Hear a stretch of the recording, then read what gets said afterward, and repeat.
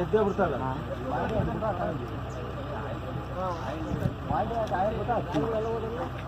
oil level ನೋಡಕ್ಕೆ ಹೋದ್ನಲ್ಲ ಇಲ್ಲಿ bolt D L ಕೇಳಿದೆ ಅಣ್ಣ ಕೊಡ್ತೀನಿ ಇಲ್ಲೇ ಕೊಡ್ತೀನಿ